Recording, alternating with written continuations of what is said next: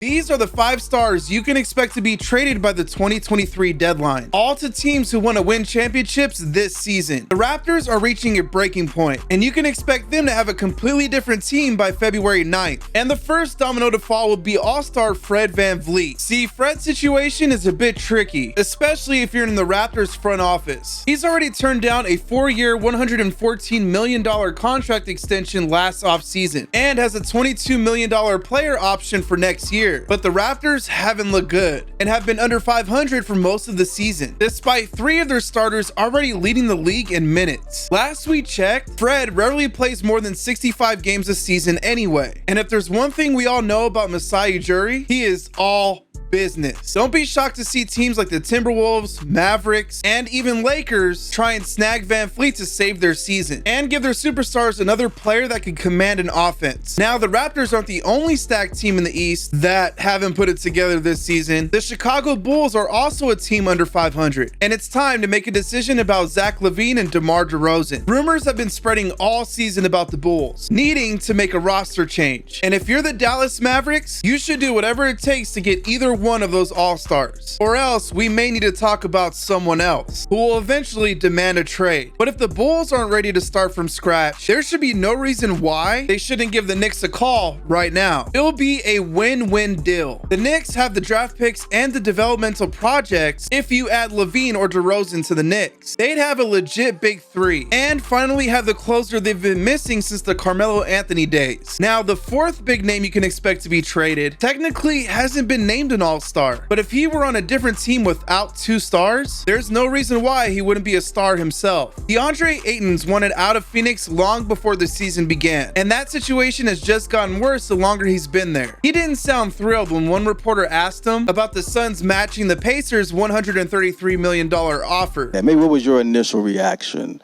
once the Suns matched the Pacers offer? I was happy.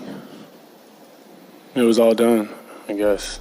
He's also been arguing with his teammates and coaches in the middle of games. If there's a win-win trade that could help the Suns and Ayton, it's making a move for another star who's been in trade rumors the entire season, Hawks big man John Collins. Ayton would get a fresh start and a point guard who's a pick-and-roll maestro. Meanwhile, the Suns can finally start playing with 0 distractions and can work on building solely around Devin Booker. Lastly, since we've already got all-star guards, centers, and forwards likely on the move this deadline, now it's time for the 6th man, Jordan Clarkson. He won't be traded to Memphis anytime soon, but the Bucks or Sixers could really use someone who can drop 20 at any given time. Clarkson's already turned down an extension to stay in Utah and has a player option at the end of the season. If the Jazz are smart, they should cash in now while Clarkson is having the best season of his career, instead of letting him walk for nothing later. While we saw last year's deadline end with the Blazers as the biggest loser, the Pelicans as the biggest winners, the Pacers and Kings executing a win-win trade, and the verdict is still out for the Hardens for Simmons swap, one thing is for sure: every trade comes with big risk, but you have to risk it for that golden biscuit.